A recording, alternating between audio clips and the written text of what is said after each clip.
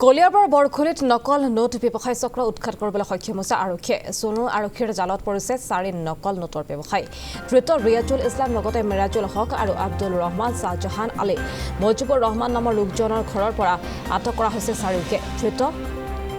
আটাইকেইটাক মুকলিৰ বাবে আৰক্ষীক মেনেজ কৰাৰ চেষ্টা কৰিছিল এগৰাকী মহিলাই আৰু ধনৰ বিনিময়তে আৰক্ষীক মেনেজৰ চেষ্টা কৰিছিল ৰজিনা খাতুনে ধৃত ৰজিনা খাতুনৰ পৰা ইতিমধ্যে আৰক্ষীয়ে জব্দ কৰিছে 1,36,200 টকা আৰু 1,36,200 টকা দি মেনেজ কৰাৰ চেষ্টা কৰিছিল আৰক্ষীক ধৃত চাৰিওকে মুকলি কৰি অনাৰ চেষ্টা কৰিছিল ৰজিনা খাতুন নামৰ এই মহিলাগৰাকীয়ে ইতিমধ্যে এই মহিলাগৰাকীক আটক কৰিছে বুলি জানিব পৰা গৈছে কলিয়াবৰত অভিযান চলোৱা হৈছিল কলিয়াবৰৰ বৰখুলিতে অভিযান চলাইছিল নকল নোট ব্যৱসায় চক্ৰ উৎখাত কৰিবলৈ সক্ষম হৈছে সোলং আৰক্ষীয়ে যে অভিযান চলাইছিল সেই অভিযানতে 4 নকল নোটৰ ব্যৱসায়ীকে আটক কৰিবলৈ সক্ষম হয় আৰু সমান্তৰালকৈ এগৰাকী মহিলা ৰজিনা খাতুন যিগৰাকী মহিলা আৰক্ষীক মেনেজ কৰি ধৃতসকলক মুকলাৰ চেষ্টা কৰিছিল তেওঁকো আটক কৰা হৈছে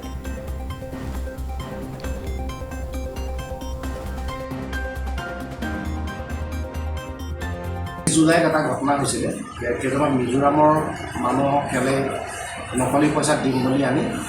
মাৰপিট কৰি পইচা 10 লাখ টকা কাটি লৈছিল এই সংক্ৰান্তত চামগুৰি থানাত এটা কেছ ৰেজিষ্টাৰ হৈছিলে আৰু আমি প্ৰায় এতিয়ালৈকে সেই সংক্ৰান্তত 6জন মানুহ এৰেষ্ট কৰিছোঁ কিন্তু তাৰ লগত জড়িত যিকেইজন লখিমপুৰৰ ব্যক্তি আছিল যিজনে প্ৰকৃততে মাতি আনিছিলে মানুহকেইজন সেইজনে আমি বহুত দিনৰ বিচাৰ কৰি আছিলোঁ কালি আমি এটা খবৰ পালোঁ যে বৰখুলিত 3 নং বৰখুলিত মুজিবুৰ ৰহমানৰ ঘৰত মানুহজনে আশ্ৰয় লৈছে আমি এটা দল পঠাই মানুহজনক থানালৈ আনিলোঁ আমি সোধ কৰাৰ পাছত তেখেতলোক সেই ঘটনাত জড়িত পাই আমি তেখেতক এৰেষ্ট কৰিলোঁ আজি মুজিবুৰ ৰহমানৰ পৰিবাৰ তেখেতৰ নামটো ৰেজিয়া খাতুন তেখেতে এই মানুহকেইজনক এৰাই দিবৰ কাৰণে মহামাৰী আইচিক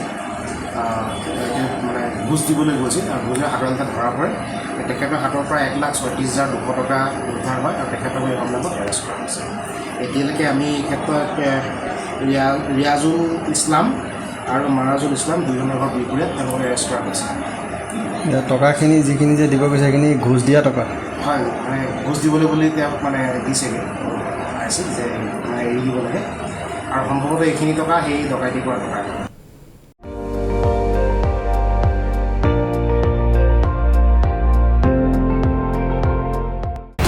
আপুনি চাই আছে ND24 সৰ্বশ্ৰেষ্ঠ নহয় সৰ্বোত্তমৰ দৌৰত